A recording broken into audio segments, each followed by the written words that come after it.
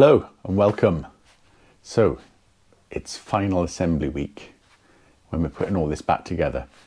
I've recorded everything you're about to see over the last few days whilst working around some other work I had to do, sadly. It took a bit more work to put together than I remember, ripping it apart quickly, but it was fairly straightforward with one minor problem, which you'll see, but that's what happens. Never mind. So there's a lot to get through, but with the wonders of digital video editing, I've managed to compress this episode down to an amazing 2 hours and 5 minutes, which is really good. So yeah, we're going to have a look at all of that, and I'll see you again at the end.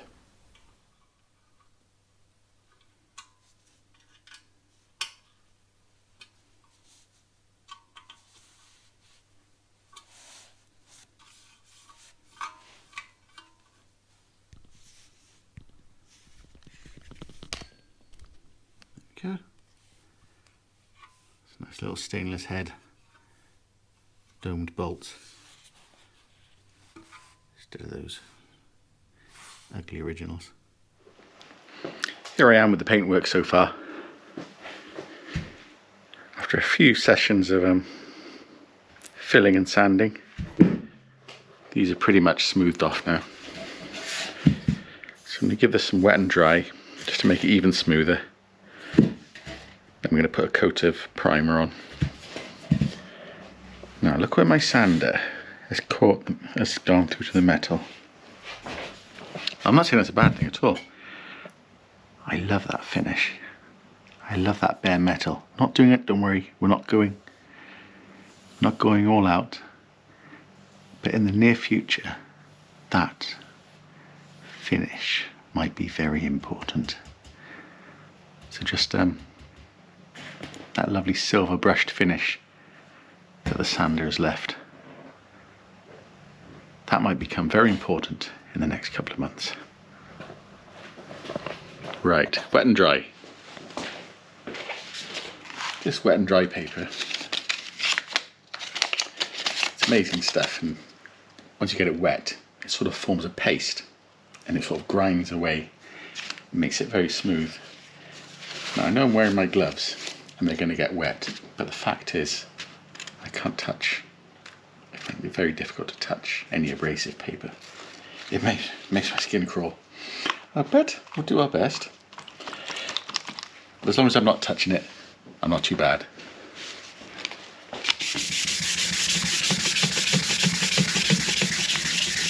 So you see we're getting a little paste there already. And it's a bit like the metal polish in that it starts off grainy, but you can feel it getting smoother and smoother.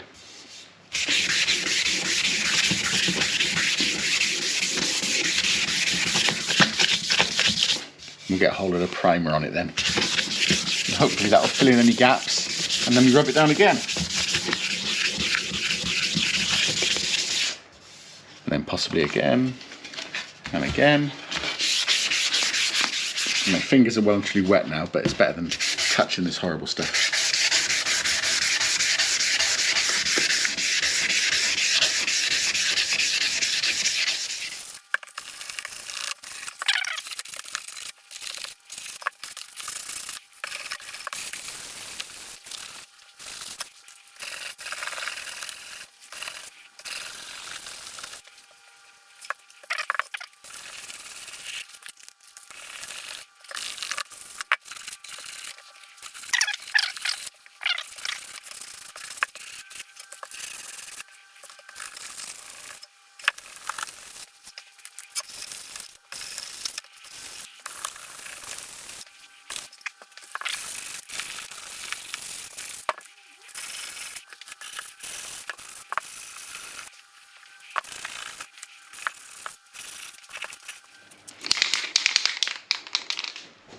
So pretty smooth.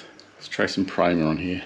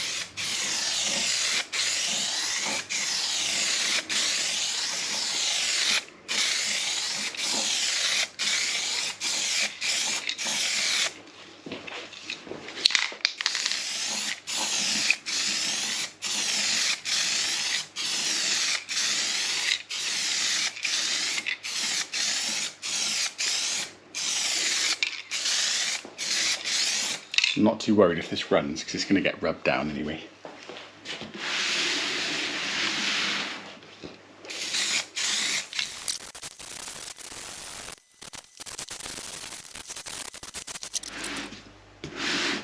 See how that dries. We'll rub it down smooth with the next grade of wet and dry. I'll take out any runs, I can see, because I put that on quite heavy. But I want the primer to fill up all those little marks.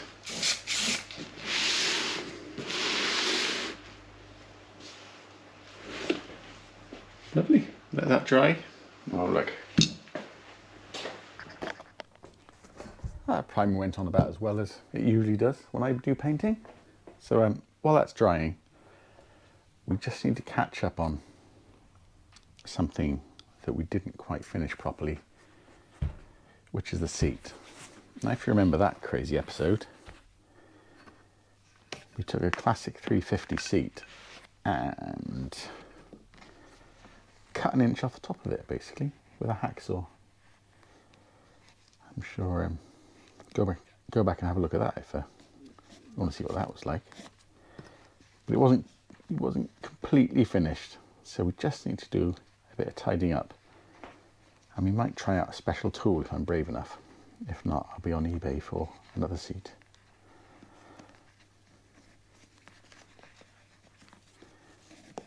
This is a Royal Enfield genuine classic 350 seat cover, which is quite a nice thing. Ribbed. And the idea is you put this over your classic 350 seat just to give a bit of variety. If you want a brown seat instead of a black one or vice versa. How did I put this on?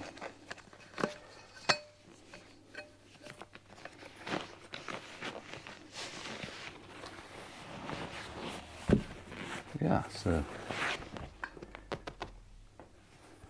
that's the cover. And it's got squishy foam under, which makes it a bit more comfortable. But because we cut this with a saw, it's got this really hard edge. I need to do something about that. I don't need to, but I'm going to.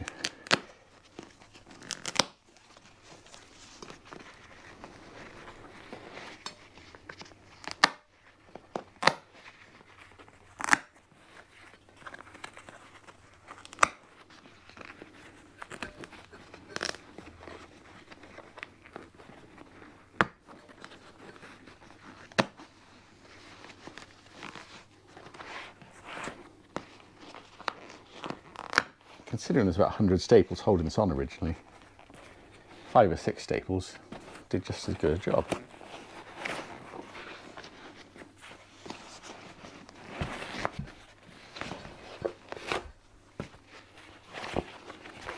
There you go. So there's the thin original cover, which is just very thin vinyl.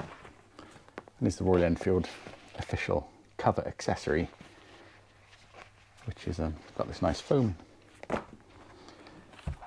Remember that? I haven't seen this for a while. I'm just going to pull out the stubs of staples because they're going to really enjoy slicing my hand if I don't.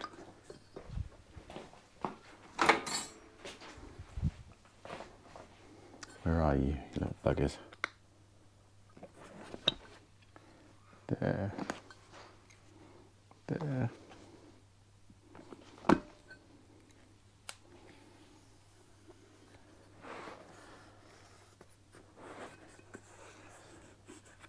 Let's have that one as well.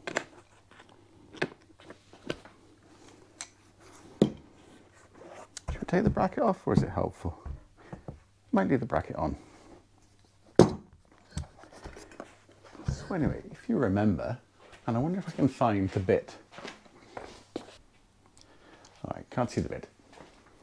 But anyway, we just hacksawed off the top of this. Went a bit too far, added this bit back on, but really it should have an edge radius,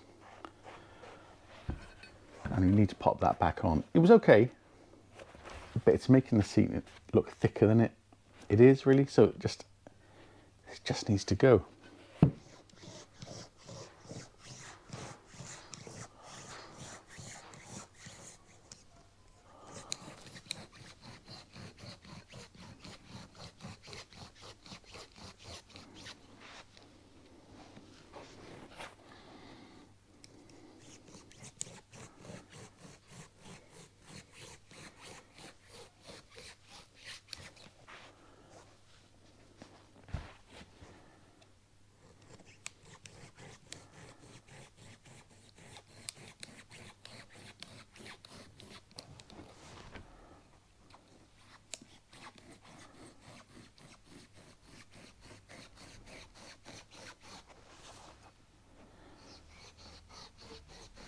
It's always just at the end you get the hang of something.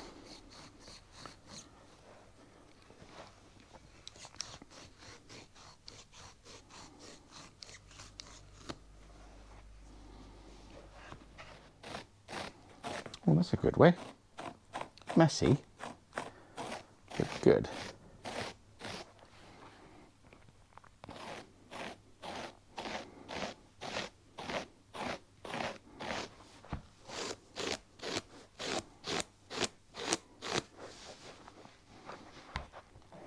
There we are, get a nice little curve on there now.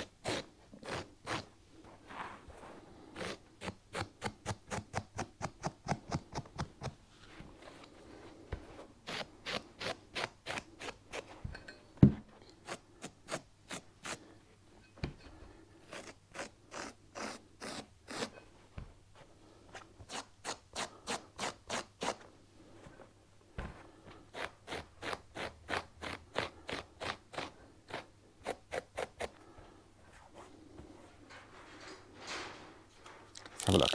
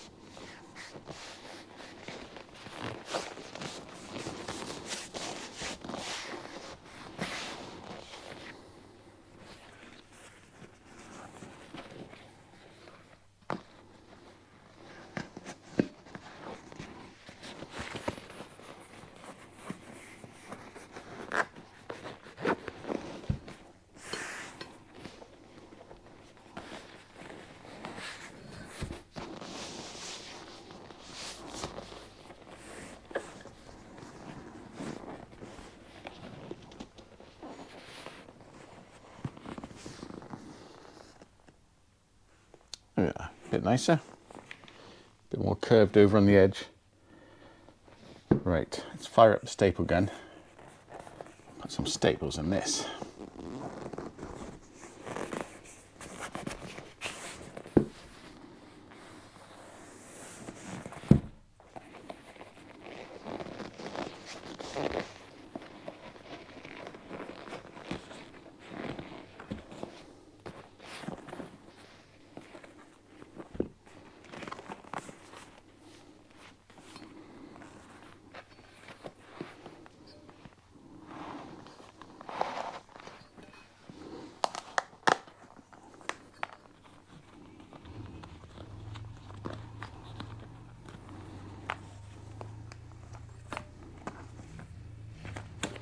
obviously if you bought the seat cover for yours, you'd use these hooks and drawstrings to hold it on.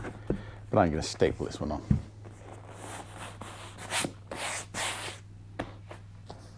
Right, let's do it.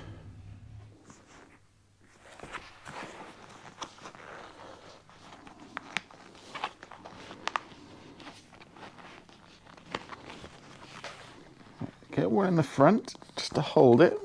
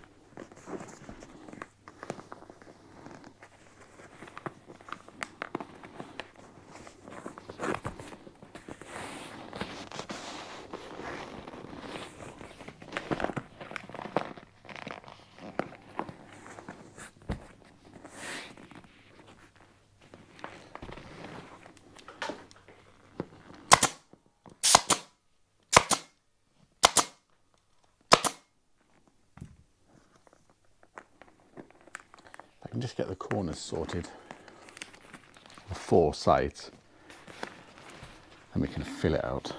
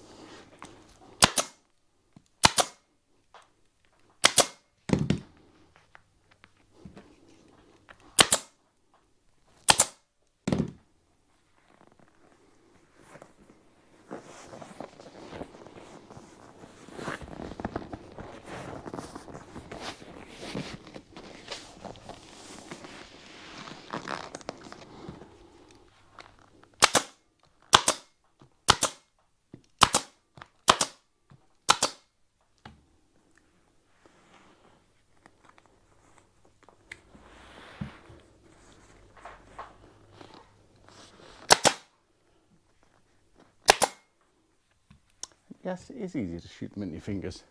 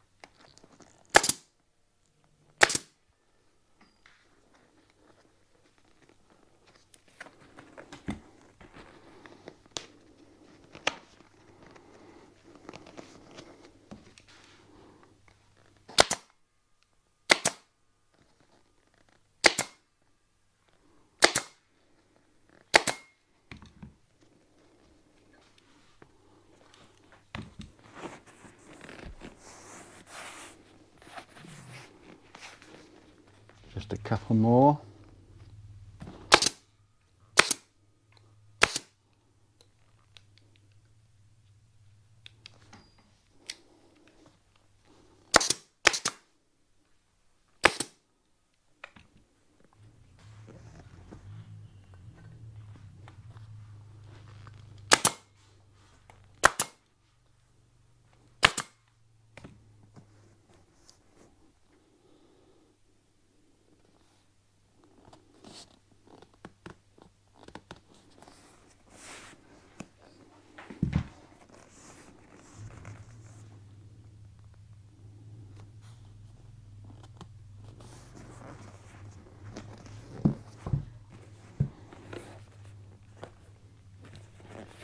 There we go.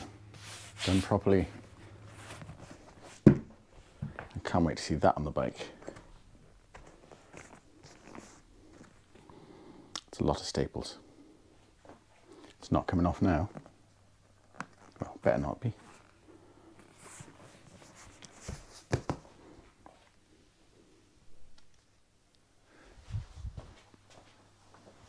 There it is, on the bike. So you can see how that radius, well, not radius, it's just an angle at the end. Although we scraped a radius, didn't we? We got rid of those seams. Smooth.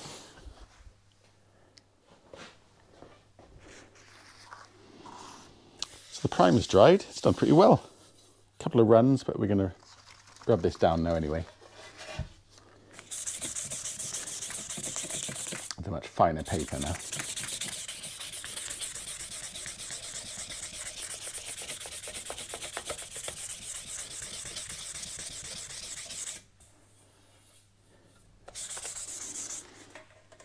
Although to be fair, the satin black is very easy to paint, very flattering.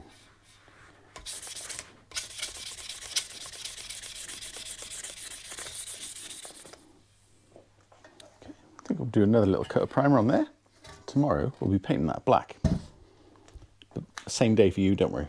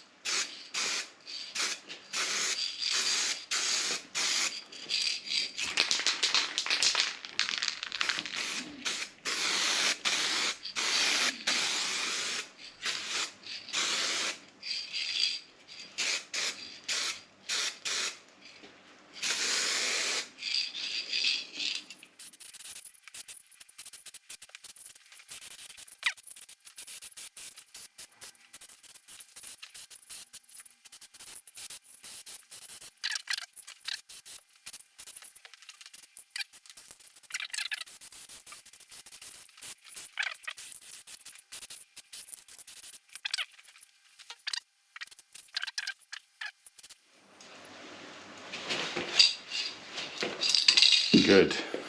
Good first coat.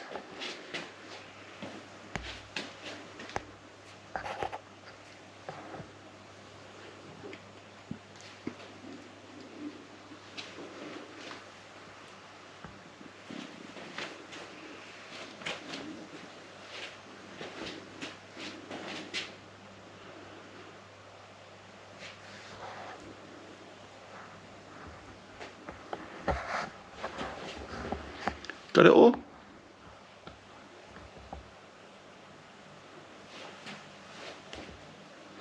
I'm using the viewfinder as a mirror. Is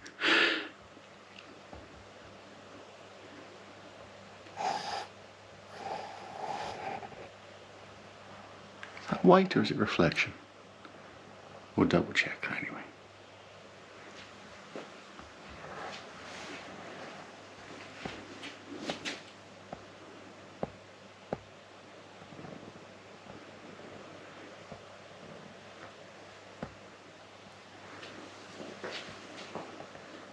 Awesome. That went pretty well. Nearly forgot to turn you on.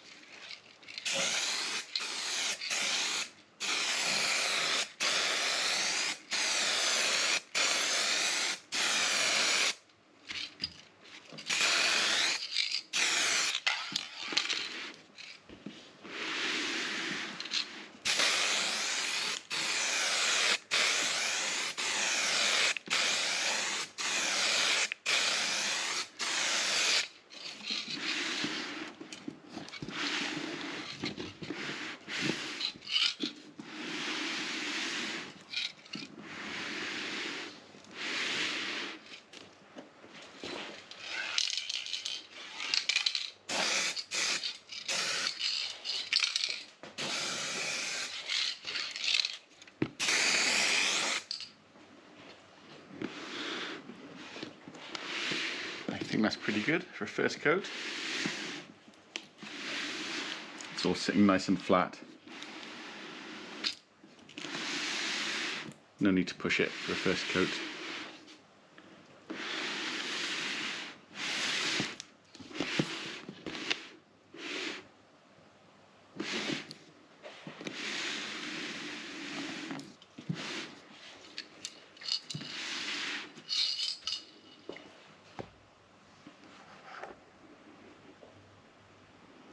Obviously this is going to go and dry satin now.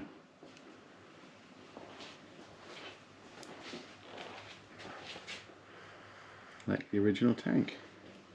Kind of. Or the original mudguard even. Holes.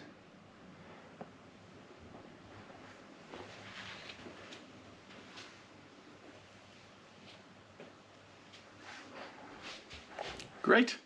We'll leave that for a bit. Do a second coat. Whilst that's drying, there's a few little things we can put back on the bike. Let's do that. Right, whilst that paint's drying, I'm just going to go around and fit a few things that need to go back on. Right, I've done the swing arm bolt, so no need to remind me about that before I go riding off. And what we got, these two little plastic covers.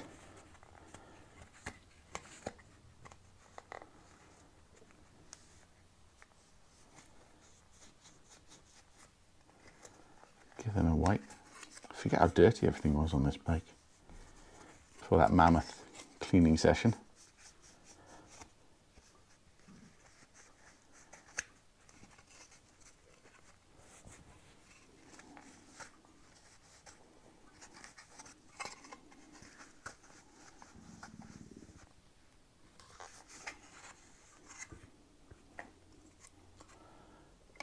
So rubber poppers at the back.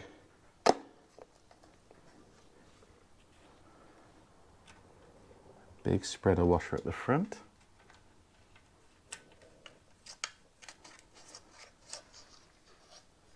That looks like 10mm, doesn't it?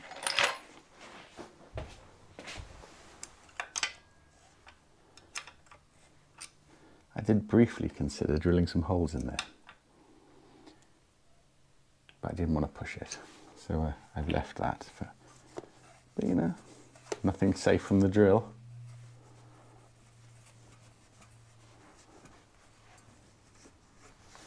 Lovely. And then we've got a little silver cap.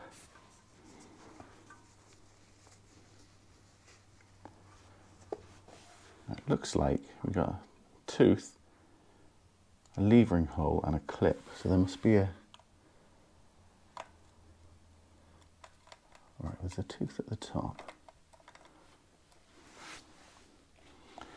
Are they handed? No. And there's a little clip hole down there. There we go.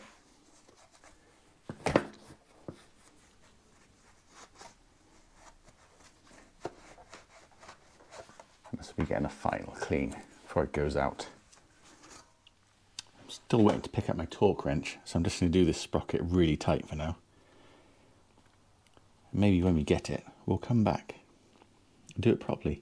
So I've got it in first gear, not that that would really help. But I'm leaning over the bike because I've got my right foot hard on the brake.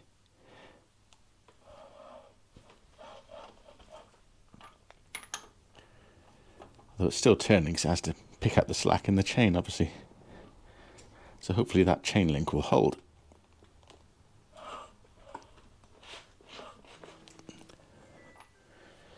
There we go. It's good and tight. I just got to hammer around this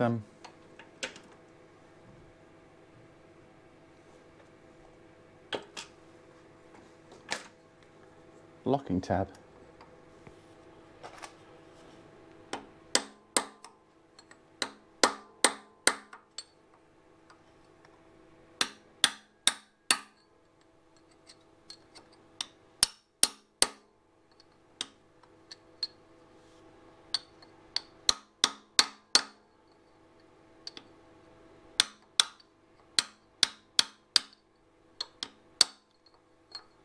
Careful not to hit any of the bike.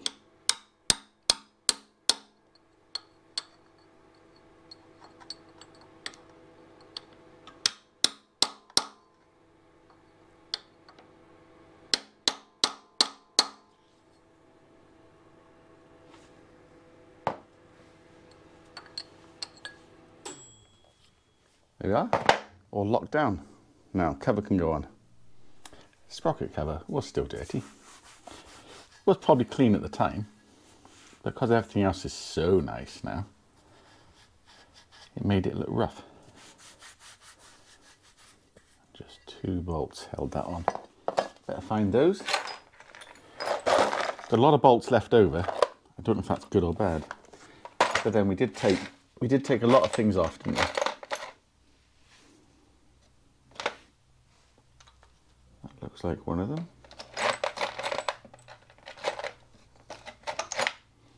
That looks like the other one. I don't even know how I remember all this. Unless I'm not remembering, and it's just going to turn into a pile of junk the first time it goes out on the road. Can't believe bits are really going back on this bike.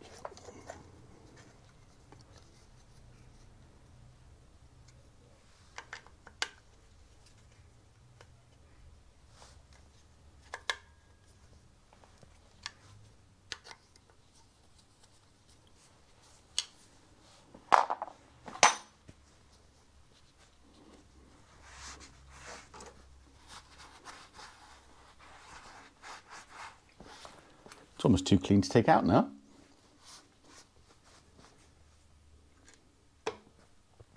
Right, let's have a look at the chain guard. These chain guard bolts are dry now. Nice and black. Try not to knock the paint off.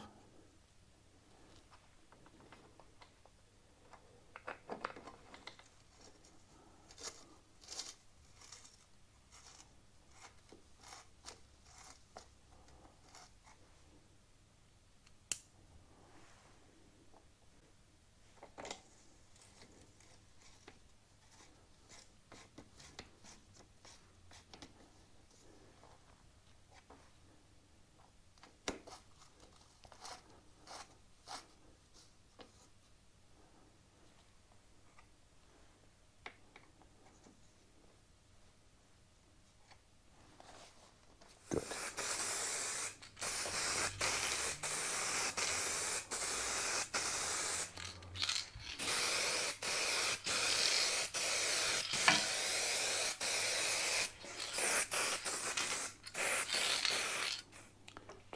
I just polished this brass badge for the mudguard with the auto sol, but I don't want to do it every week, so I'm going to lacquer it, which is its own curse in a way, because once the corrosion gets under the lacquer, you can't polish it back. So it's kind of 6 of one, half a dozen of the other again.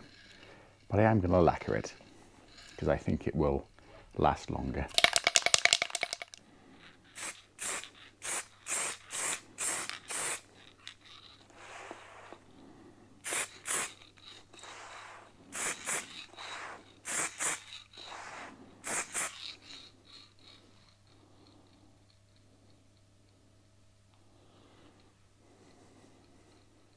Just looking for things to put back on the bike, and I found the horn. It's pretty important.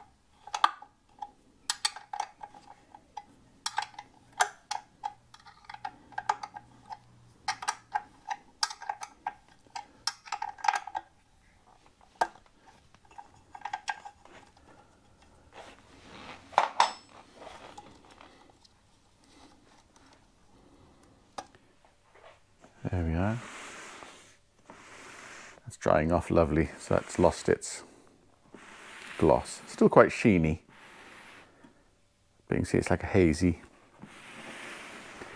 satin. Don't think it's going to be as satin as the bike, but it's good enough. I don't like it saying good enough, but this is the original satin. I know you call it matte, but it's satin really. Matte. Oh, it's dusty. Matte doesn't look like that. That is satin, not satin. I stop saying that. So this is a duller satin. Matte would be that. That's matte. That's satin. That's gloss. And we've got that. So definitely a satin, although it's not fully dried yet, so it'll go a bit satinier. Eugh.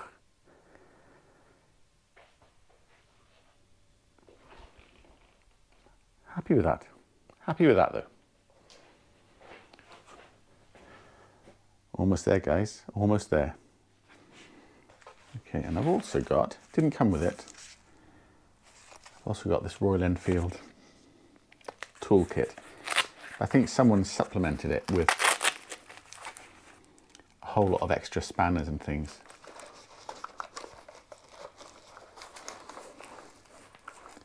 And it fits lovely.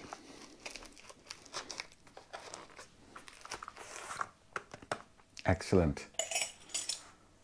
Oh, I've won 3 spanners. Result?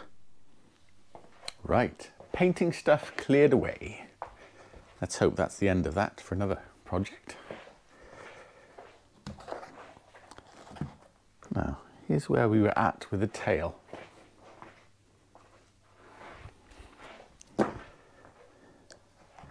So apart from needing a clean at the back, that number plate needs to go on.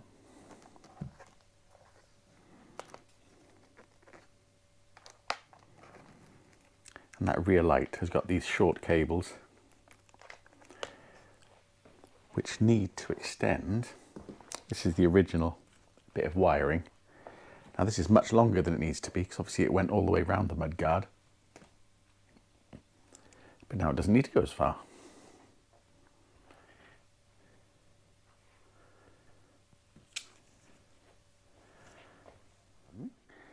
It plugs into the bike with this.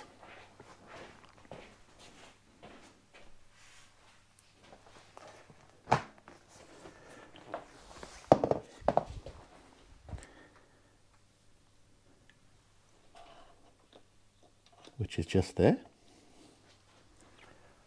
All very straightforward. So it plugs into the bike there. We've got this one halfway along, which is the tail light, brake light. And then right at the end, there's these 3 coloured ones. See, one indicator, the other indicator, and that grey one would have been the number plate light, but we don't need that anymore, so nothing's going to get plugged into there. But this tail light has to plug into here, and I don't know if you've got enough length for a direct connection. You might need to extend that a bit. And I've got the plug here somewhere. Yeah, here's the original tail light. And I cut the plug off. So that plug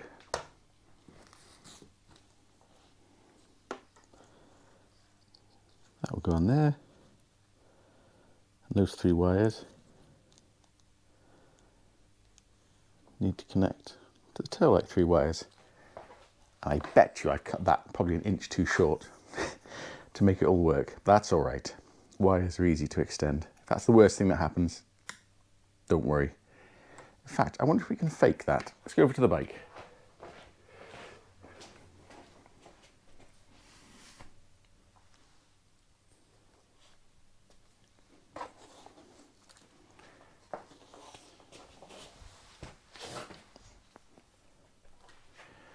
So that's going to end up, that's going to end up about there, because that's where the lights are level. Aha, see? There was planning. That's going to plug in there.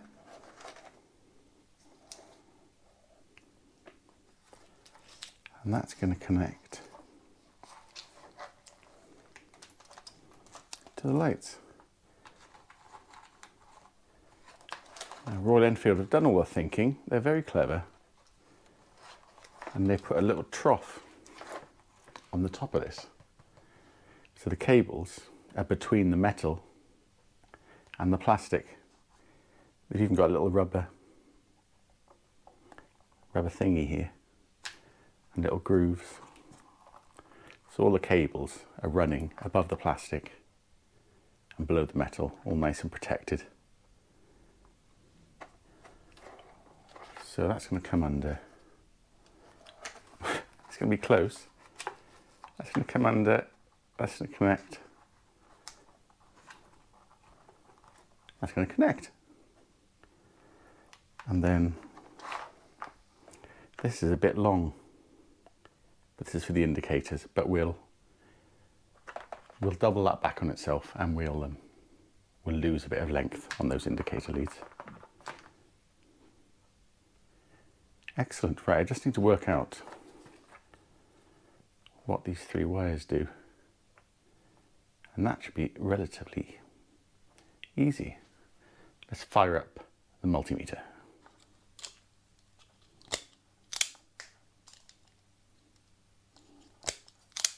Strip these off first.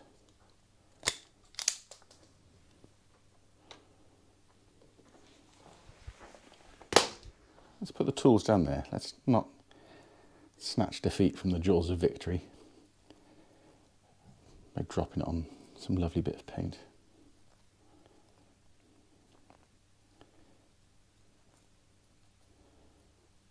Right, let's hope I find my multimeter, or it's going to be a bulb. Equally valid. So under this lovely rubber cover,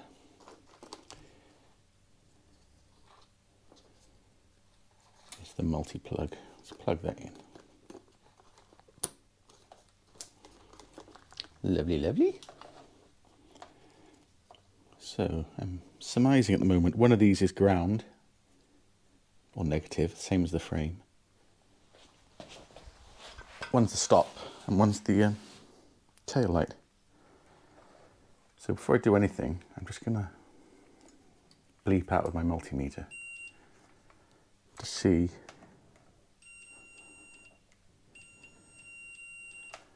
okay, looks like black is earth.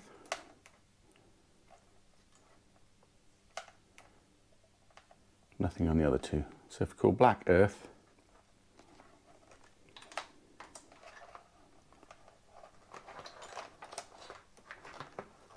let's switch my multimeter to 12 volts DC. If you haven't got a multimeter, you can use a bulb. Any old light you got laying around.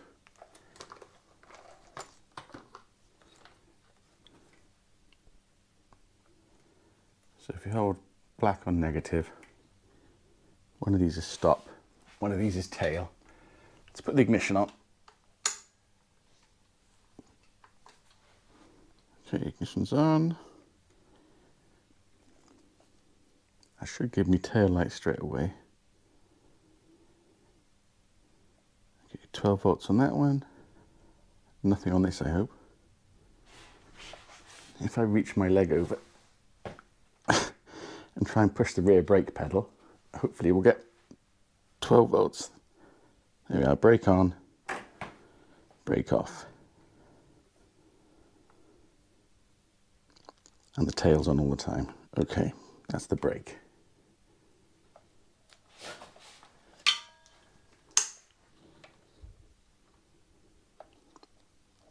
Now they both look white, but I can see that brake has got a yellow trace on it, as you call it. So it's mostly white. And it's got a yellow stripe. Great. Right, let's set that aside.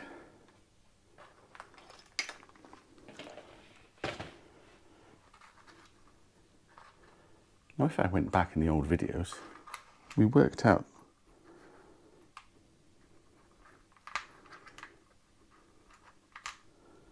what these were. Can anyone remember?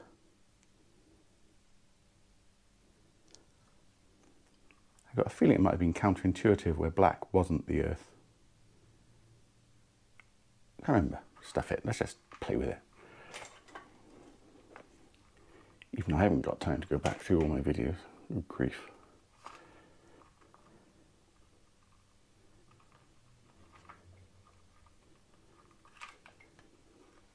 Shall I strip that a bit longer? Let's strip it a bit longer.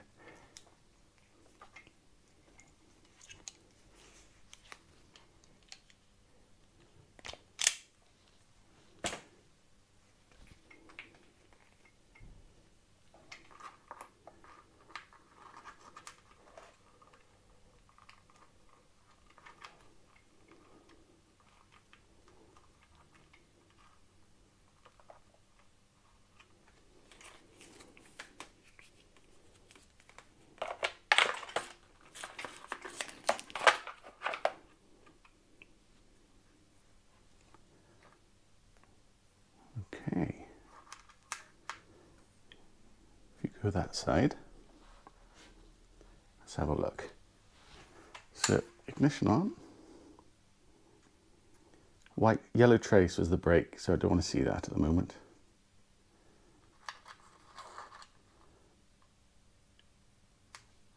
That looked like brake to me. And tail. So that should be dimmer. That should be brighter. Dim, bright. Okay. So blue is tail, black is earth. If I put the brake on the red and push the brake, that should give me that. And if I try and do everything, lift my remaining limb up. I've pulled the earth off this way. I thought I blew it up then.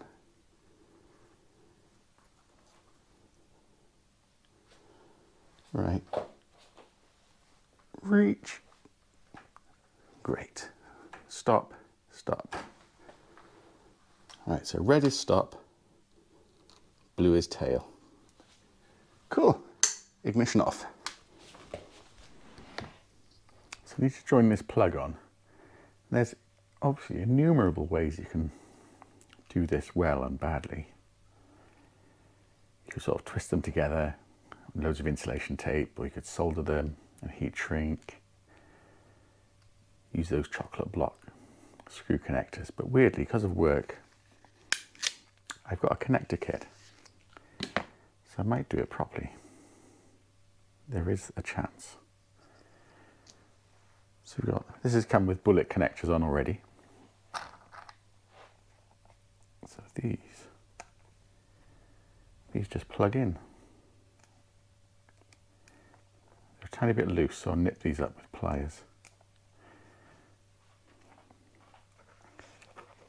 So what we have to do is stick a female bullet, if there is such a thing, on the end of here.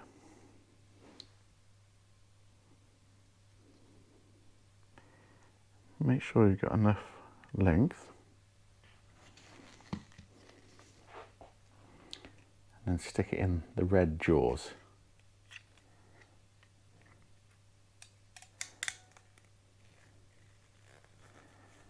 And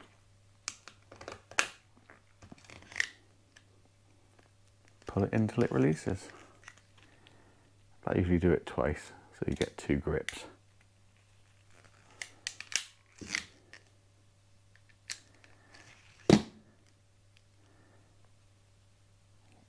Give it a pull.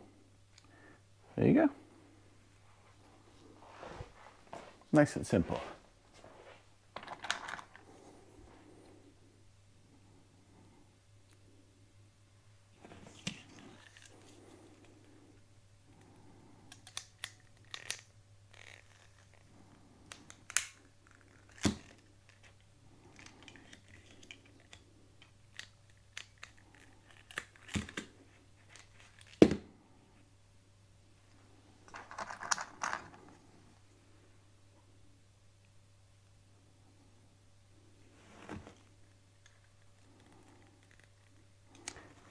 I'm doing it, struggling for nothing there, because how this works is put it the right way around. It's on a ratchet, so as you squeeze it in, ratchet. As you squeeze it in, it grabs it, and then you've got a hand free to put the wire in and clamp it all the way.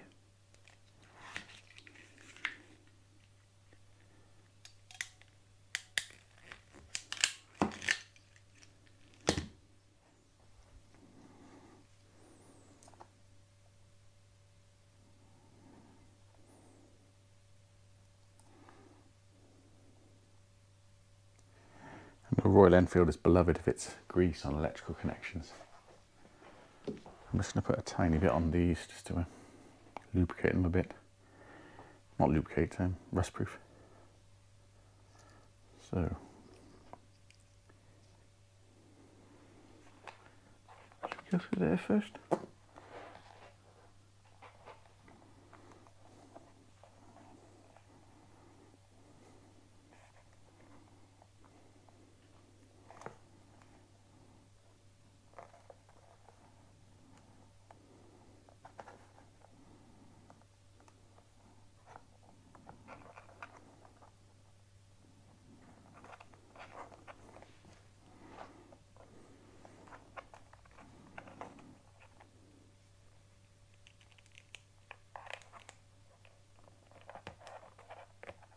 Black to black.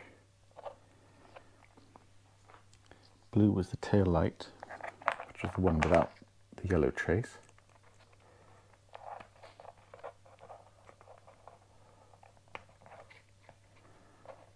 And the yellow trace was for red, stoplight.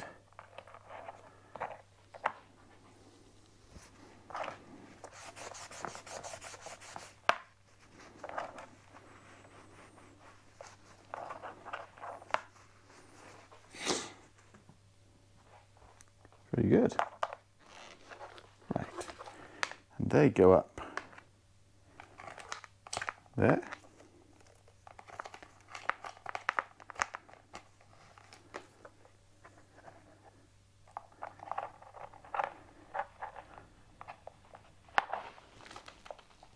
And through there. Rather.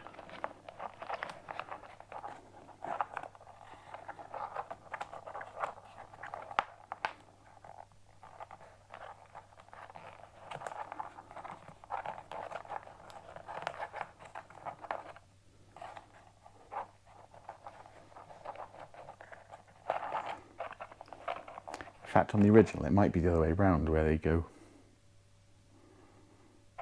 This end goes through, but this works out quite nice. Because that's nice and tidy. And this is ready to join the mudguard. I think we can do that. And this wiring pops up through the bike. Through this convenient hole, which we've still got left here.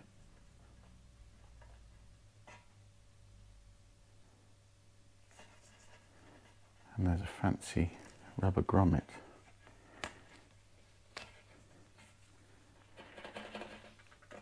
Can't cut that. So that's what's going to plug into the bike.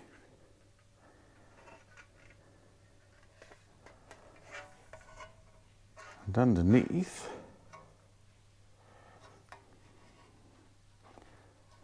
we've also got these helpful metal clips spot welded in.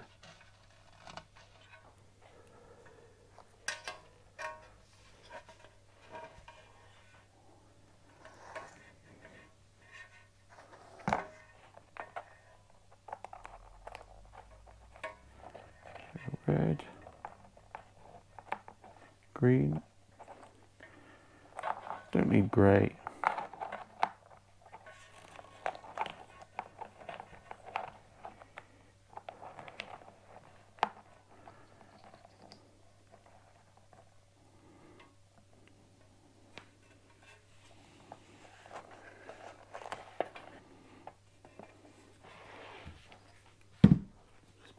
just over there. Hold that up.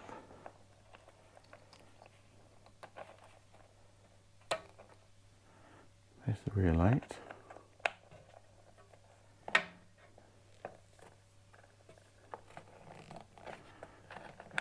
Perhaps we need to get rid of some of that indicator lead.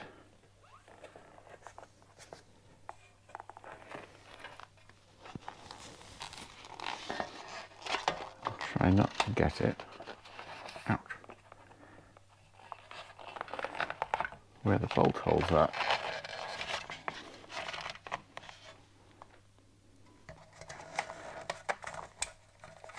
Oh, there's a cutout in the plastic, look.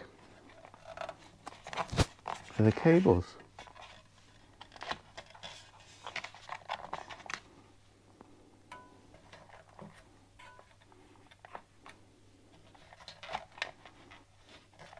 Should that go under there? No, I like that like that. Great. Is that sat where it should be?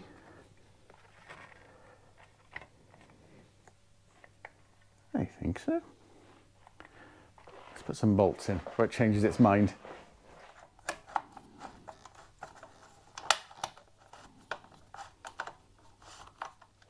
Yes, I forgot the badge. I forgot the lovely brass badge, so I've had to take it all apart again. That's okay. It's got some bolts and hot glue just to seal it up, so if water sprays up there, it won't weirdly come out under the badge. Lovely. Standard reflector.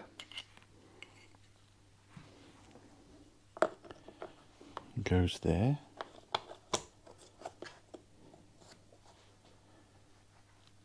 And this reduced size British number plate.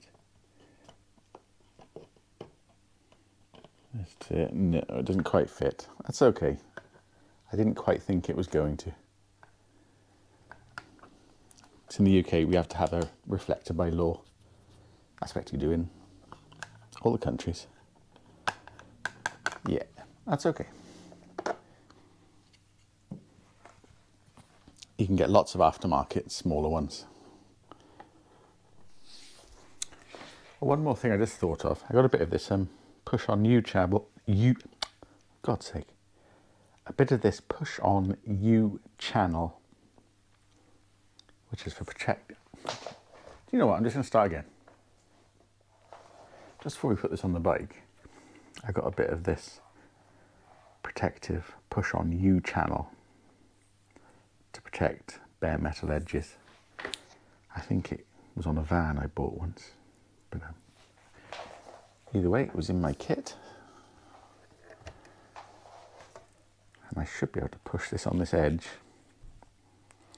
just to get rid of this. Not that it's sharp, but it'll kind of look more professional. It's very cheap on Amazon. It's just a couple of pounds like everything else, if you so wish.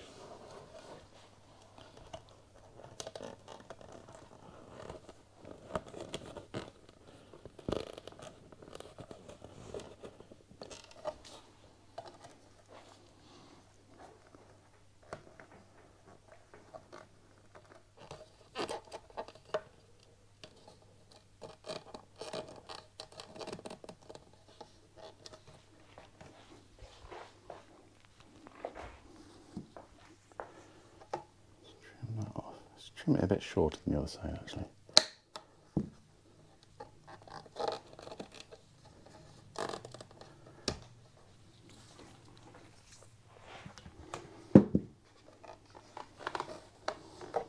I think I'm going to trim that side back a tiny bit as well.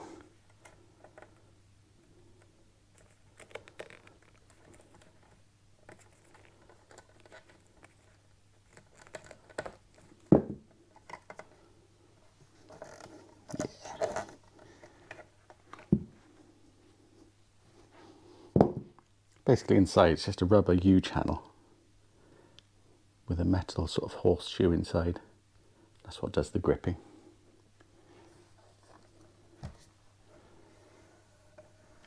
There you go.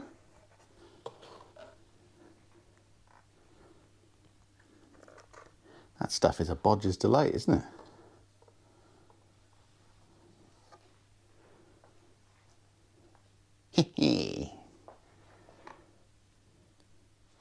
I've just dropped the back wheel out just to make fitting the mudguard easier. Also, I've just realised this entire, as you might remember, we said way back when, right in the first episode possibly, or second, this plastic extension is completely redundant, and you can just see it sticking up weirdly, and it forms no purpose other than to join the original Meteor mudguard, which it can pretty much never ever have again. Never have again? No, because you could have the subframe back. You couldn't have a pillion seat. Hey, you could always buy another. Someone in the future wants it. Otherwise, it's coming off.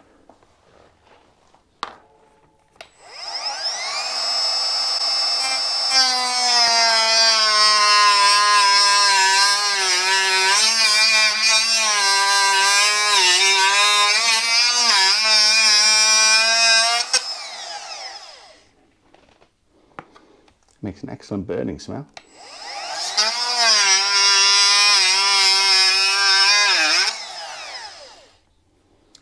Just check there's nothing else the other side. No. Ow!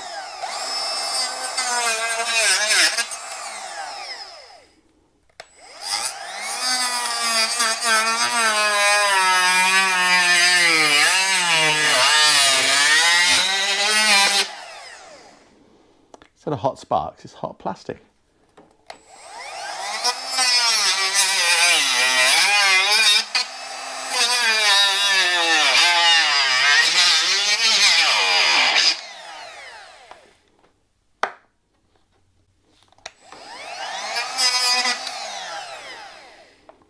I'm cutting it and it's melting back together as fast as I'm cutting it.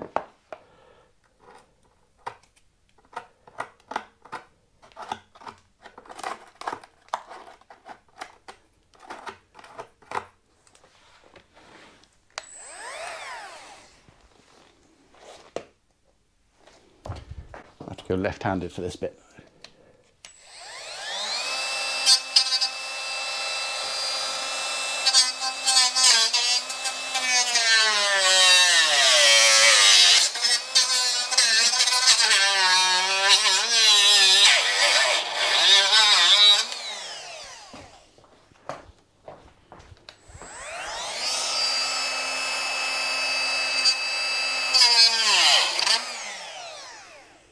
There we go. Gone.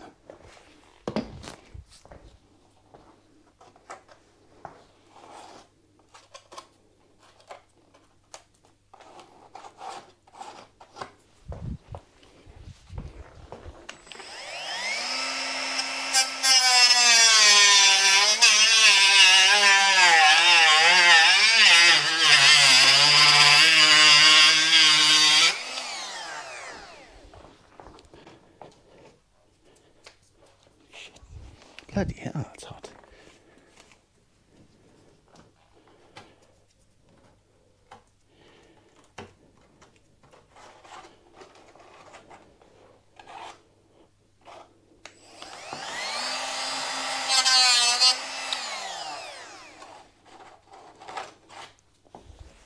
Right, let's rasp that off a bit.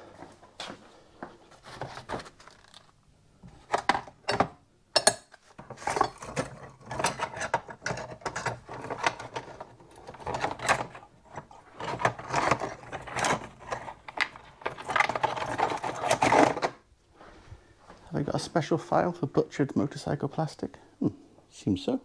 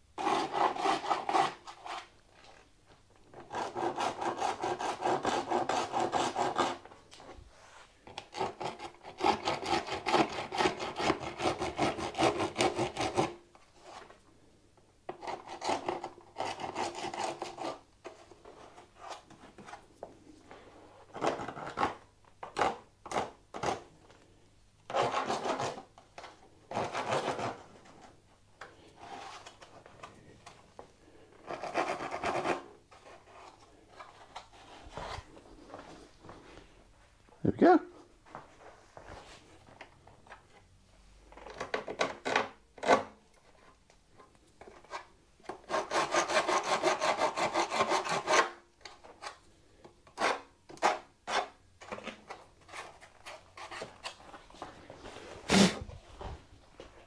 Is there any end to the cutting?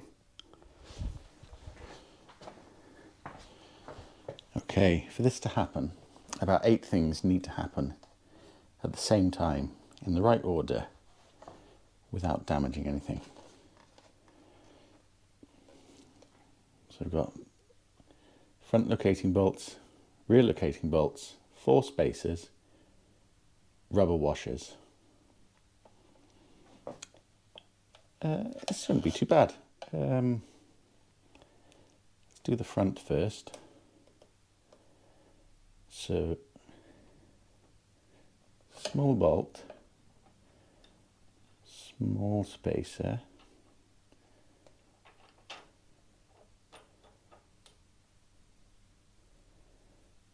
small rubber washer,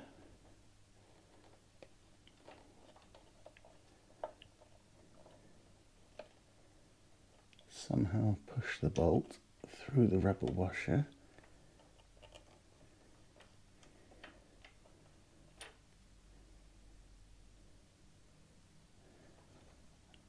Okay, it's clinging on the rubber washer, that's why.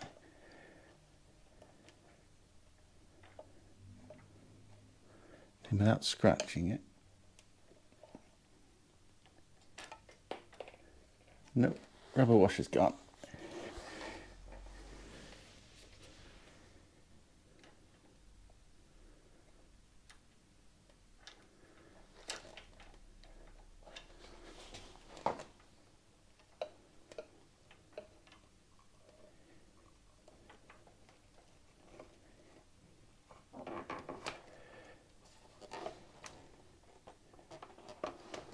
There's the hole.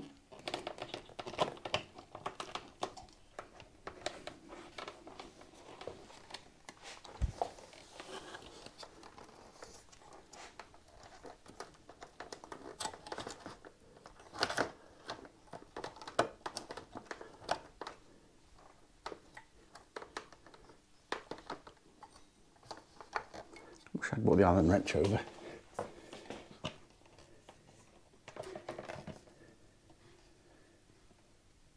That hold. Oh, fucking hell.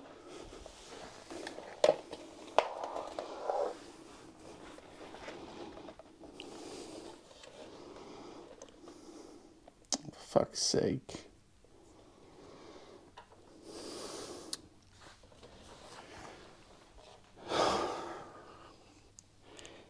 There we are. Gone and scratched it all.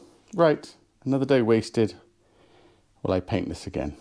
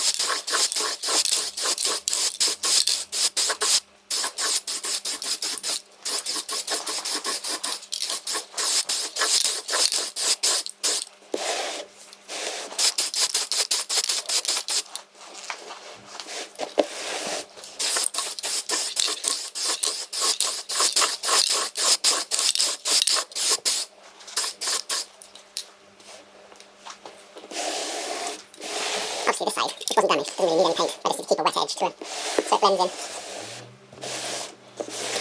Give that 10 minutes to dry. And there's plenty in there if you get another coat, just to just to blend over there. I need to leave this now to harden, so I can put it all together. But we'll find some other things to do. Never mind. come this far, be more careful.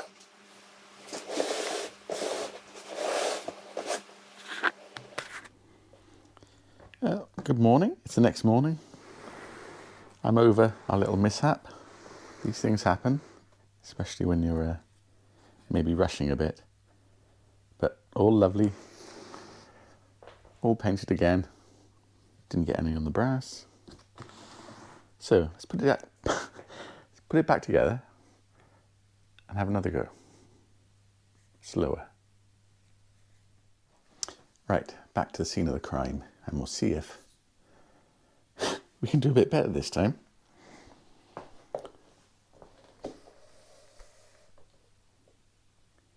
Can you see?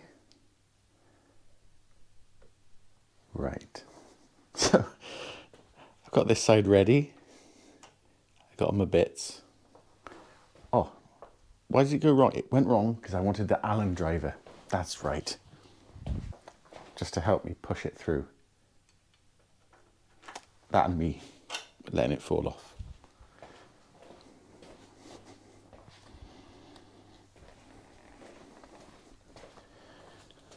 So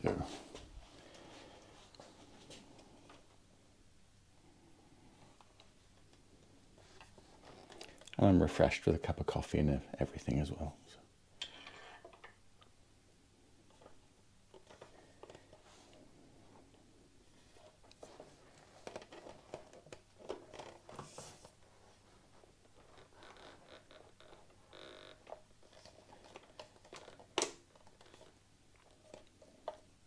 It's a bit disorientating with that lip cut off as well, because I can't remember where it went now.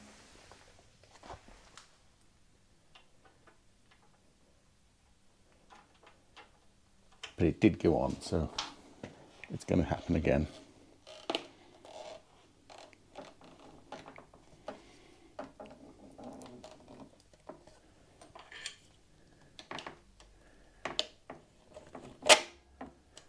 Right, that side's in. And we're not going to let go of it. So small spacer.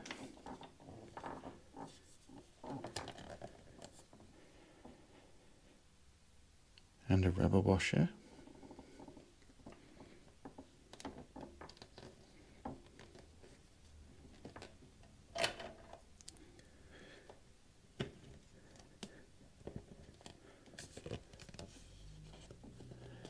Yes, I've got a good hold of it. Can I push that through?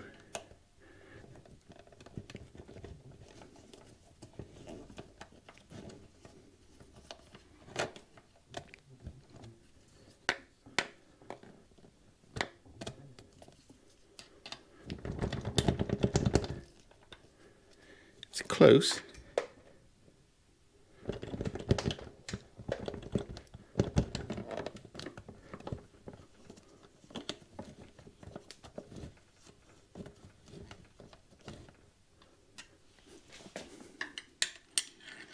Still not letting go of it, don't worry.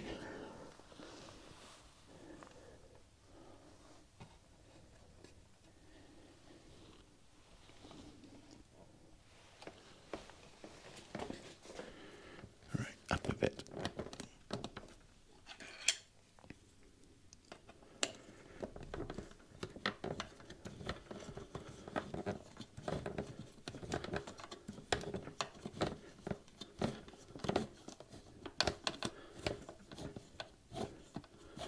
Right, it's in, and it's threading because it's just resting against the steel edge.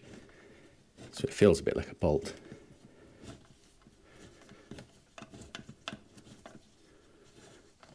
I'm still holding it.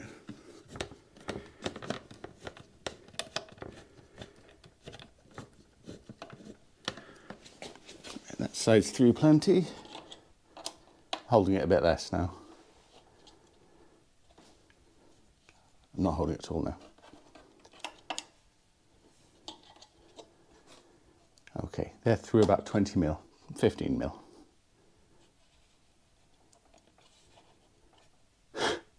Nice and safe, I promise. No, don't listen to me, obviously.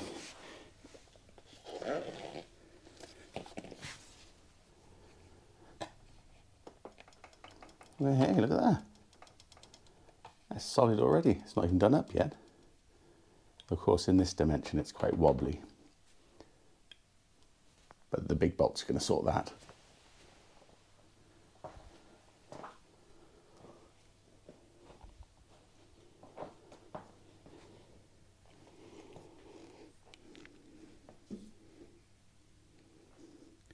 Bolts, spacer, rubber washer, same both sides, and there'll be a nut and washer on the underside.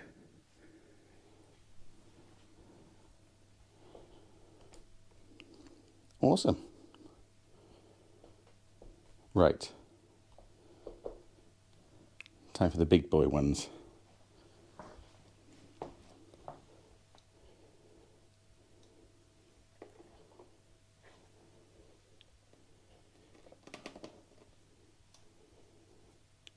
So, same deal. Spacer.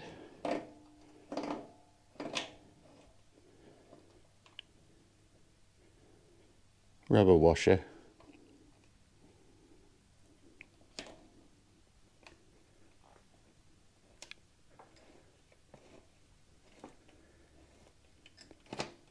Into the mudguard.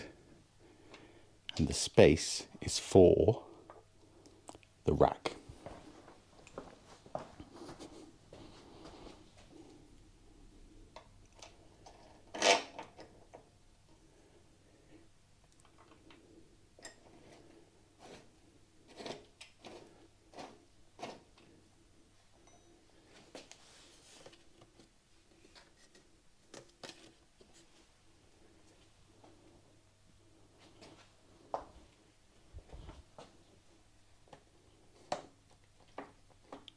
Nice and secure.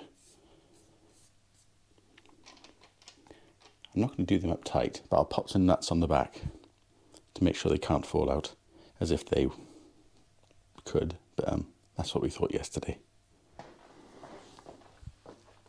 Let's use a bit of cloth, because I probably ought to be taking maximum care at this point.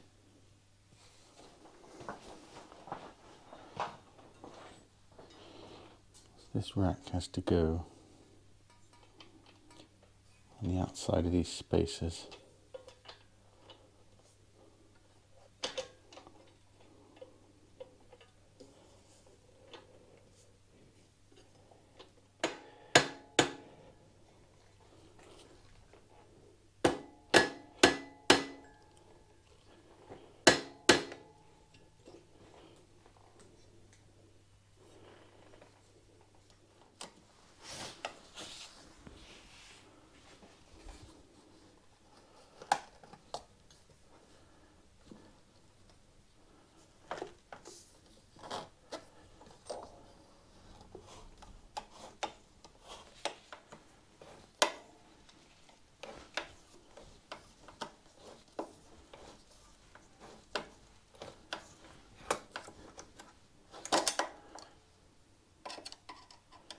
Don't ruin it now.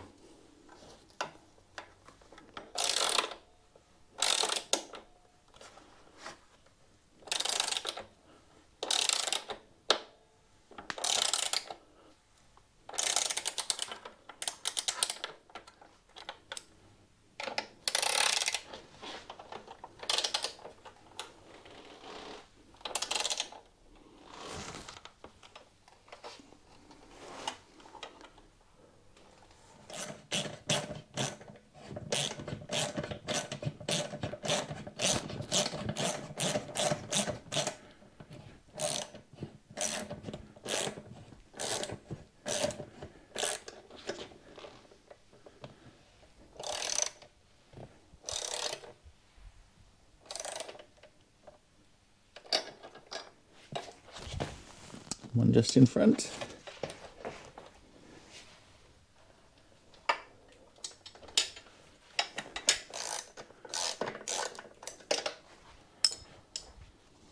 So I show in the back here, is where our modified rear mudguard, original rear mudguard, meets the plastic of the rear tail. So there's that tongue cut out of the mudguard, just resting down the back. It looks nice for that sort of that push-on trim. It doesn't look like it doesn't look quite like the bodge it is. It's great to modify original parts because there's a kind of completeness to it. Here's our mounting bolts. These smaller ones, they might be a bit long, so we'll check carefully once the tyre's on. And if I need to shorten them, I can. That's not a big job. As long as you do it one at a time and don't pull them all out.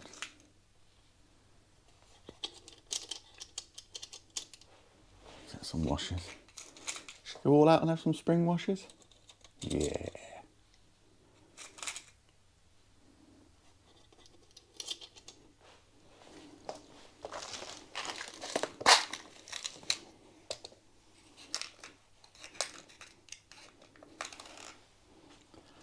Oh, actually, I'm putting nylocks on, so it shouldn't be necessary.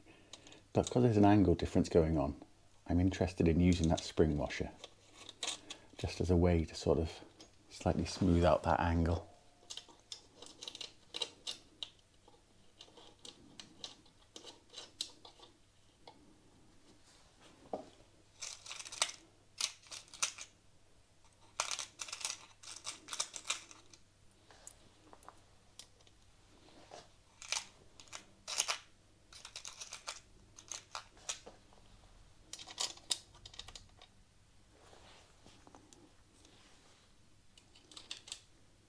The M10s.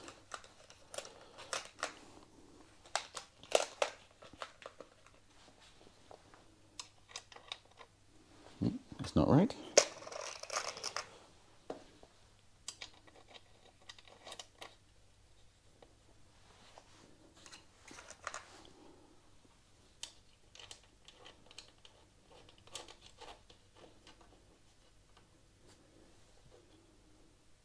See, I can't tighten those up to put the rack on, but we'll do that next. And also, just what I have to do while we're here, I just need to pop a bolt in here. Otherwise, this little tail will vibrate. So that's why I've left the airbox off, because I knew I'd need access to the back to just pop a bolt in here to keep that secure. Let's do that now.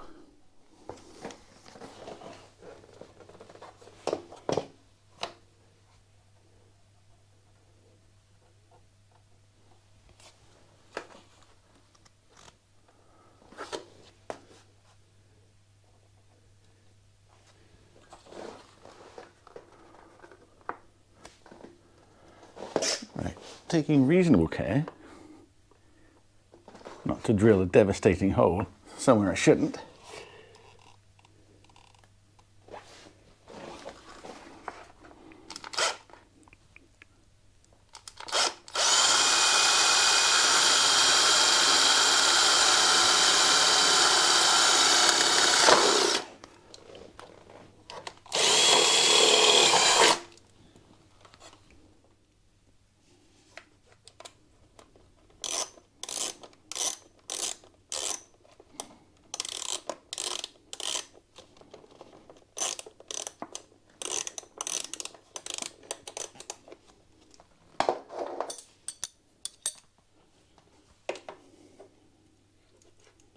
I know what you're thinking. You've replaced those lovely original dome nuts with these boring hex bolts, but remember that kit of covers I got on Amazon? There's all sorts of different sizes. So, hey! And these are the original hole covers. And I think, to make it match, these bottom acorn bolts. It might go over the top. Hey.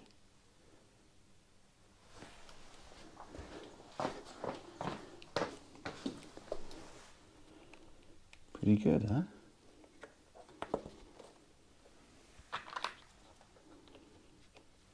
Not that one.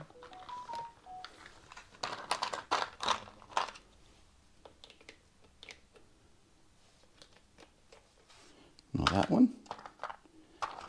Hope that wasn't a fluke.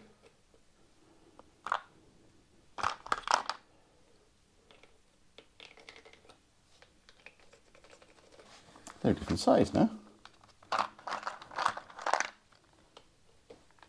Ah, there you go.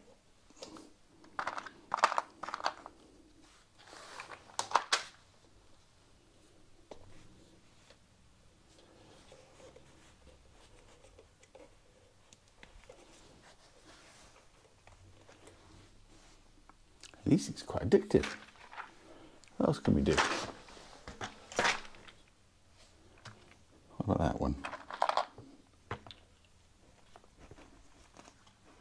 Hey! Gone.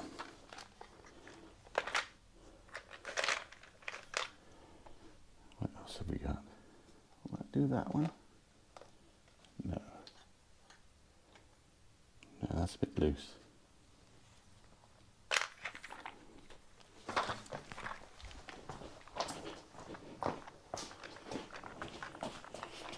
What else is there? What about this one?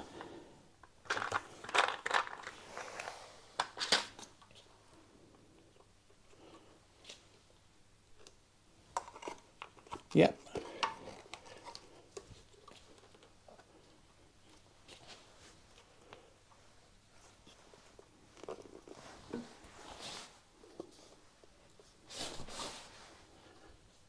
There you go. That fits. So now that's done, the airbox can go in. So air filter in there. I'll have to get one of those DNA kits with the big hole because everyone seems to love them.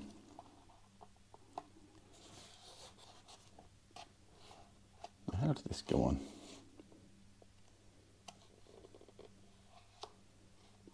I think it was pretty straightforward, but there was a couple of hoses just to go on here and mounting bolts just in the top. I can see there's a little electrical connector tooth there, which I bet is to slide that on.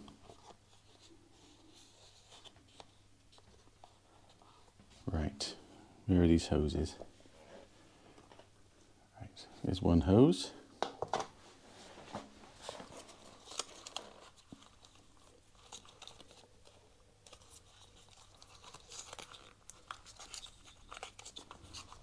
Ah, there it is. There's the bottom hose. And I've seen one of those pinch clips in the bolt box, which must have been for that top one.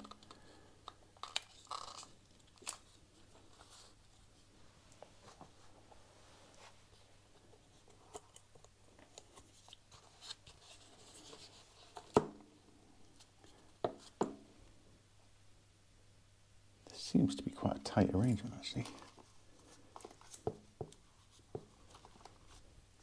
Right, that has to be under.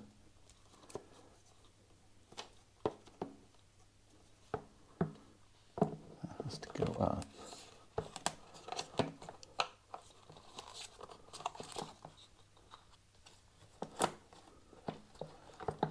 That has to go on. Oops, something fell off. That was that metal clip.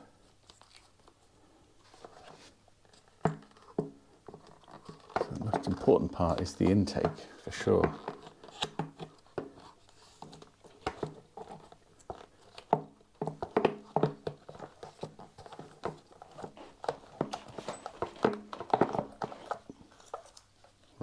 intake, top hose,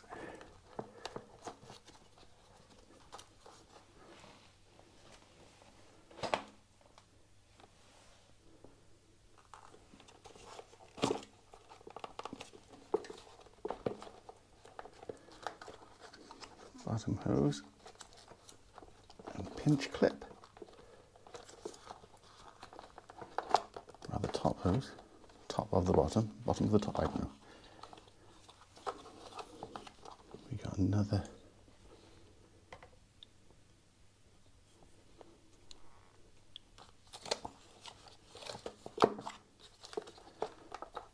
bottom breather hose.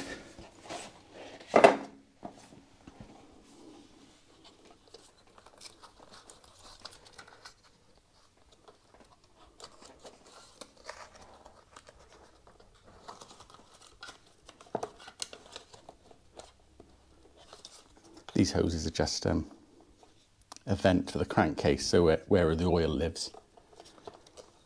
As the cylinder pumps up and down, it's basically pumping out oil vapour. And instead of going into the atmosphere, it just goes into the airbox, gets sucked back into the engine, and burnt again.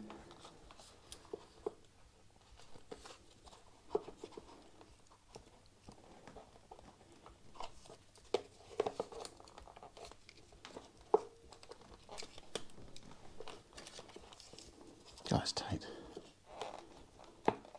Need my pliers.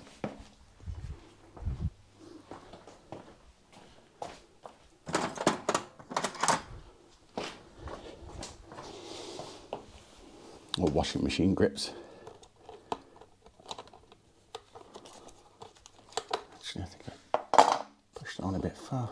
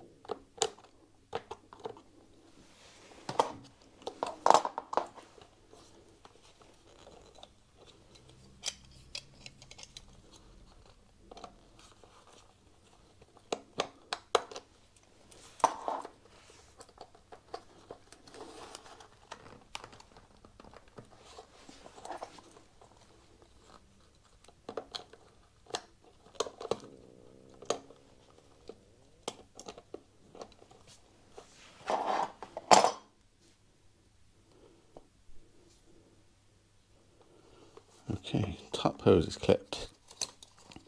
Bottom hose. Intake is on. Not tightened yet, but it's on. Let's check it's secure all the way around.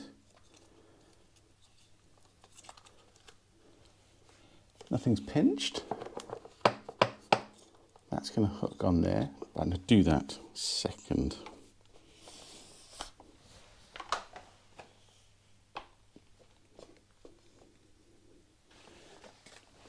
A couple of mounting bolts. Still a lot of bolts left over. I really don't know where a lot of these have come from.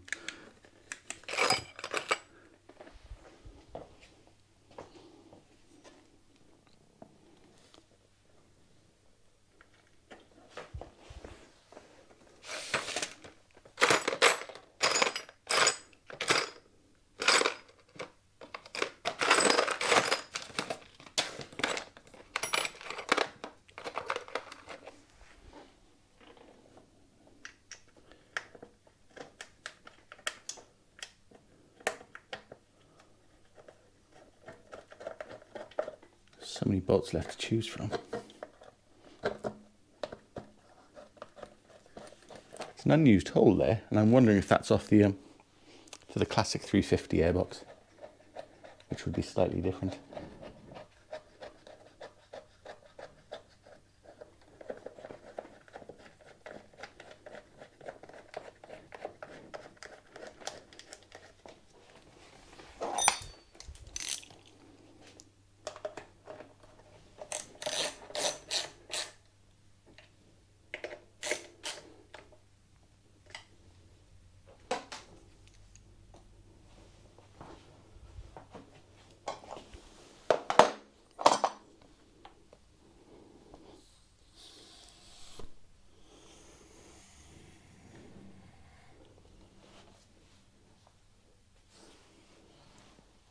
Nearly there.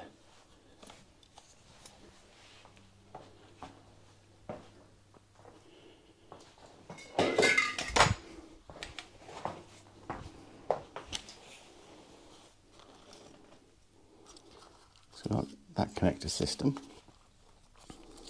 Should pull that white label off while we're here. So if it fails, I'll never know the part number again.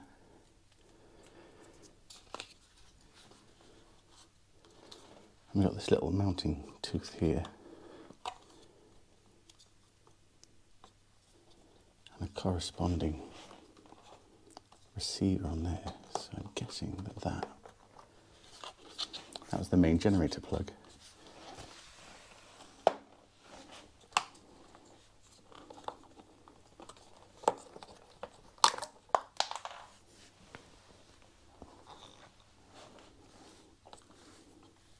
It was the right thing, but I managed to pull it off.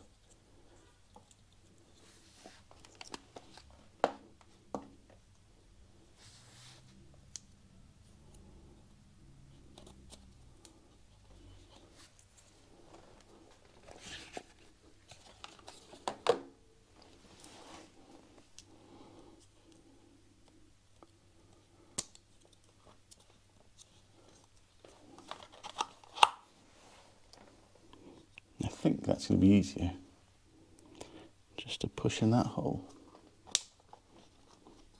There we go.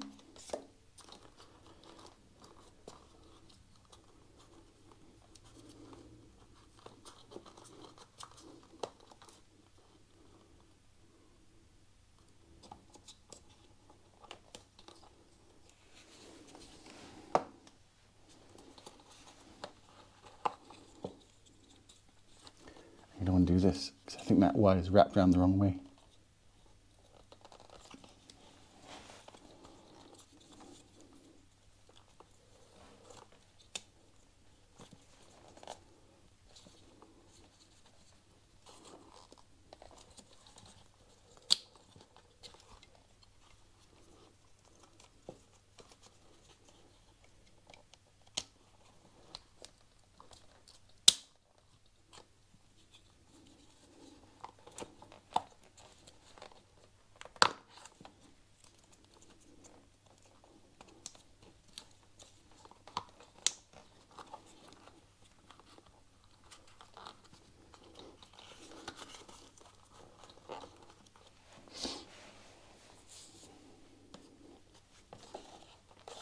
There we go, just do that up. Before this side cover goes on, I just remembered we've got a service item. You've got an air filter.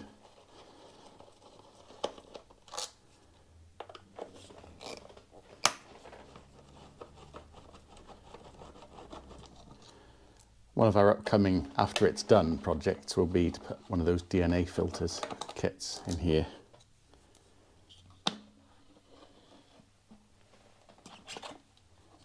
I'll keep it standard for now.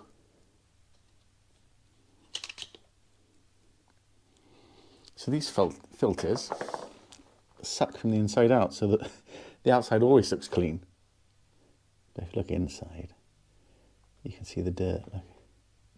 So it sucks in, and then the engine takes what's from the outside. I think those DNA kits just have a big hole here, so they can suck straight in.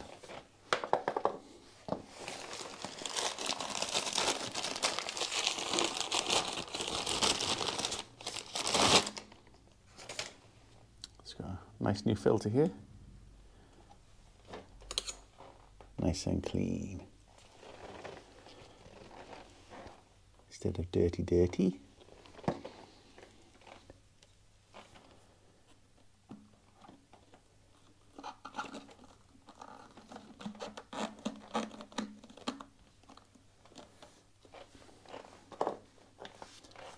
Nice genuine items.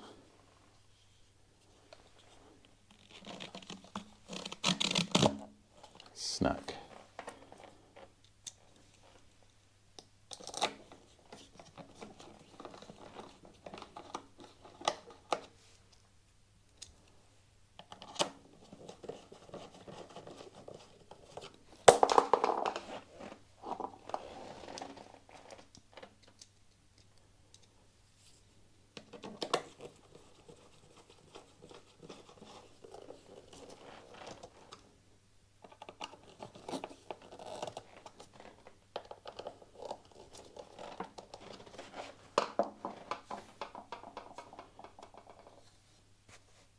Great.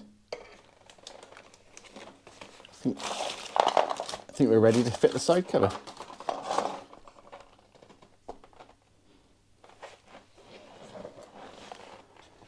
Haven't seen this for a while. Let's dig it out from the back of the workshop. Just giving it a wipe over. So that tooth goes in the back.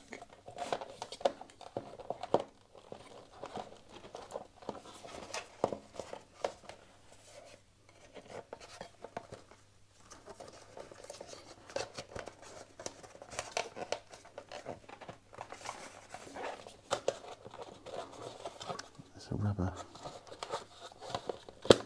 clip there.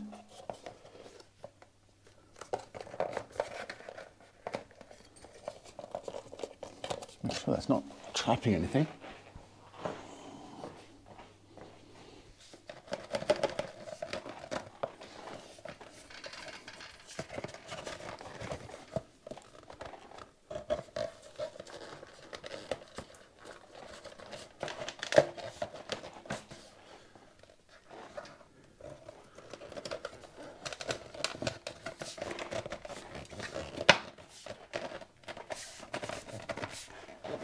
Go.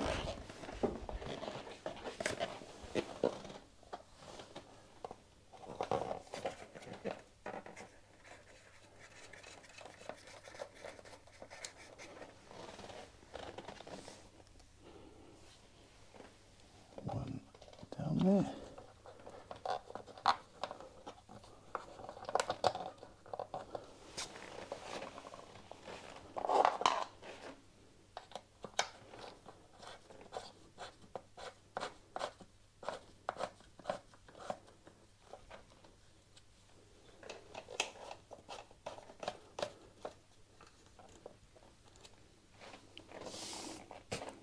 Wow, really come together. Nearly at the end of the list. Right, registration plate.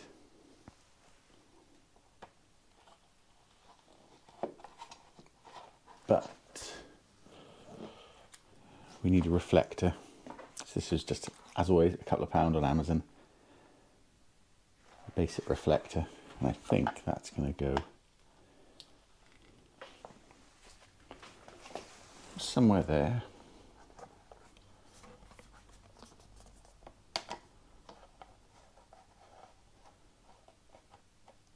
And that's going to go on top.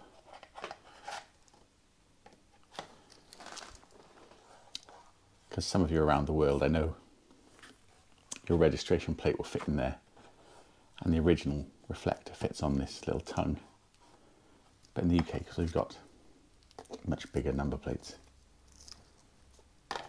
that's not an option. So this little thing is going to sort all that out for us. So that's going to go there. I can bend this as well, just to put a bit of a bend on it. So basically, just below there.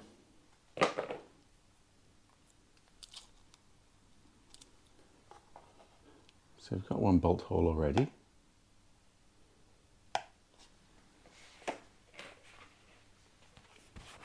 Shall I bend it or shall I not bend it? Let's put a little bend in there, and because this is bent.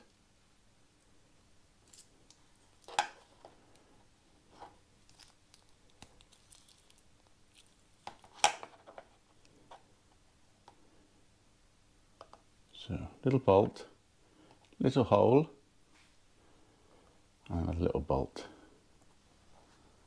And that will hover just down there. Right, what have you got? Got some of these stainless steel button head bolts that I used for the exhaust guard, so hopefully they'll fit under the plate.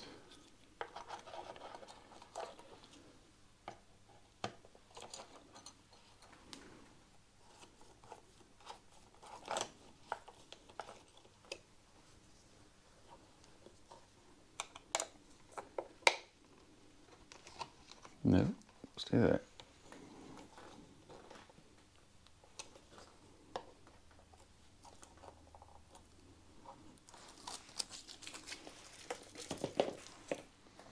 Because I need a very low profile bolt or fixing, I'm going to use a self-drilling tech screw, which is it's got a built-in drill bit on the end, and it makes its own hole and threads it.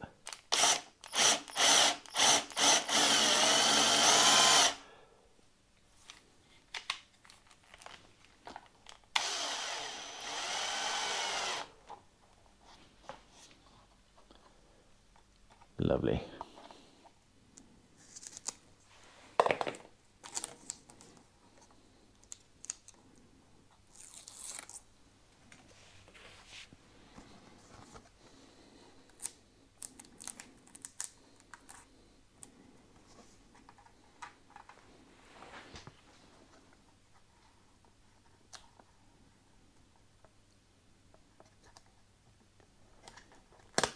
Wow, that's sticky.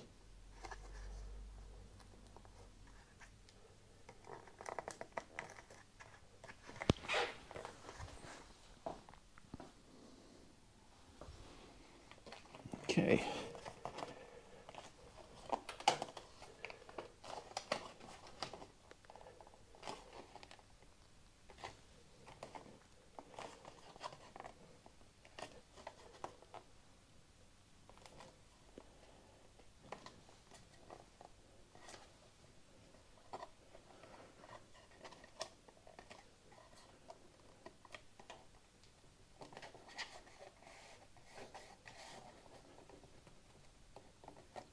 Hey, very good.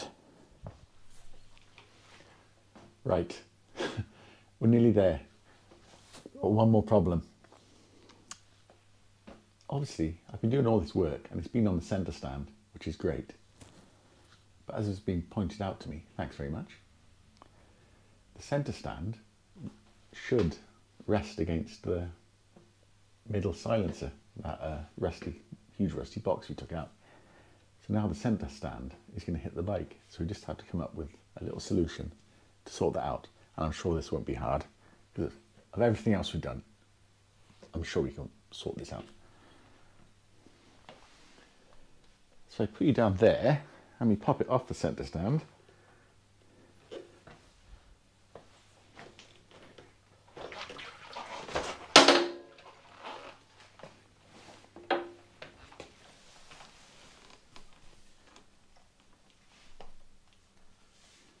Centre stand comes up. Instead of being stopped down here somewhere, it's banging up into the frame where I cut the pillion pegs off. And not only, but also, it's not quite hitting the chain, but it's very close. But pretty much that's all it's hitting. This is flying up into the chain. Now we could come up with something under here. But because I'm putting that bag there, I'm interested in just popping a rubber stopper on the underneath of this little frame stub, just to hold that down there. This foot doesn't hit the chain. It's near it, but it's not hitting it. It's further back here, it's close to hitting the chain. But in any case, a rubber stopper down here should make that. And if we can do that, I think that's that's it. So let's sort this rubber stopper. Better put it on the side stand. Haven't seen that for a while.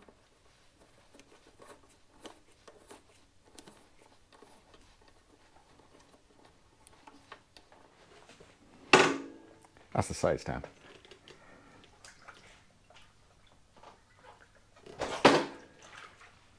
Hey!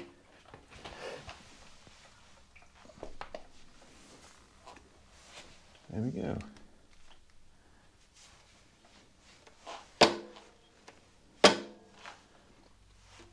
Whether it'll survive, I don't know. But we'll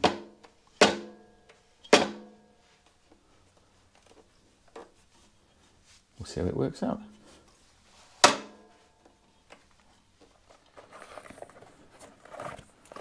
course, these bags are more decorative than practical. I'm not really going to drive around with them. Valuable things hanging out in the weather.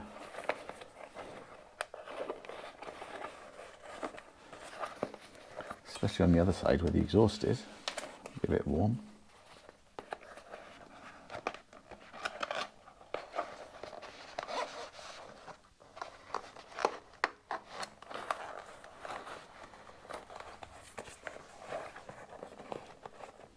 I just need some heavy duty cable ties.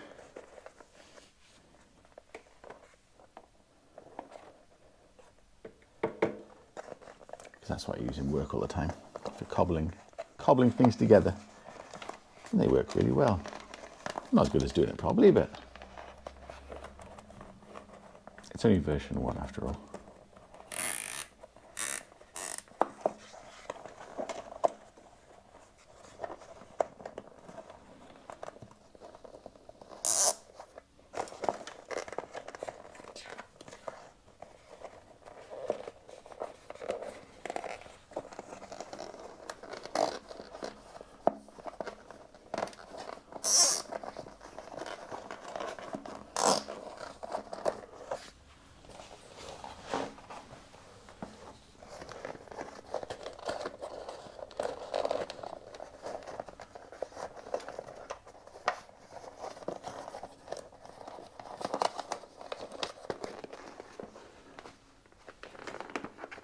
Right place.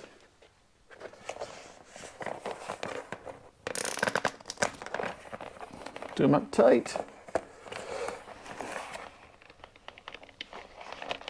These aren't leather, by the way, if you missed the episode and I showed these. They're just a very cheap plastic bag.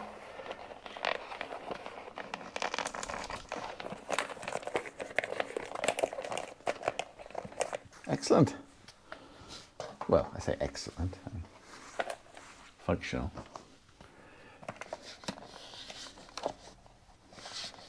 Passable.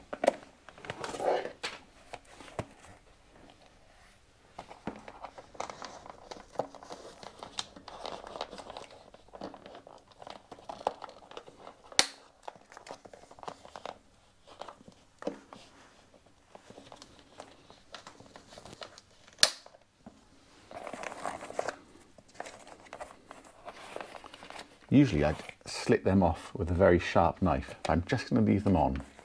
Because if I can grab the tail with the pliers, I can slightly adjust them later. Because there's nothing I hate more than roughly cut cable ties. So that when you reach inside the bike to do some maintenance, they're incredibly sharp. So I always like to slice them off cleanly with a knife.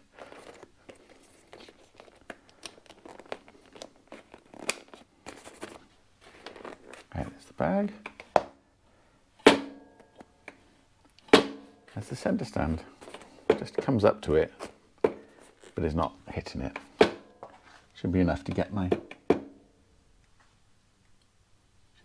foot under there.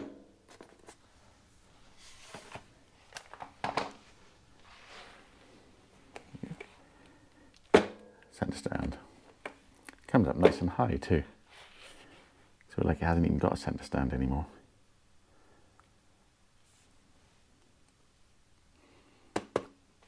Brilliant.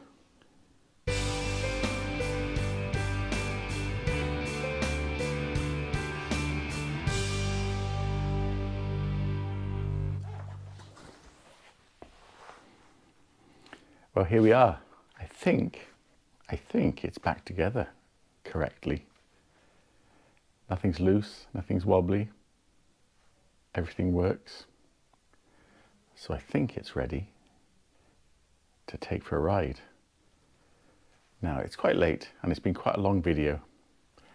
I think it would be a waste just to rip the covers off, as much as I know you'd love it. So I'm going to come back fresh in the morning and shoot a reveal video for this. But don't worry, I'm not a terrible person. You won't have to wait for that. I'll make sure it uploads straight after this one so you can watch it. So if you've had enough of me talking, just click to the next video in the playlist and you're going to see it straight away. Thanks very much for everyone who's made such helpful and supportive comments. And thanks for watching and subscribing. I can't believe hundreds of people would subscribe to watch me butcher this poor motorcycle. But we'll talk about all this properly after you've seen it. So I'm going to go home, have some tea, come back fresh tomorrow, shoot a reveal, and you'll see this all at the same time, hopefully. And we'll talk about it properly then. So thanks very much again. I'll see you soon.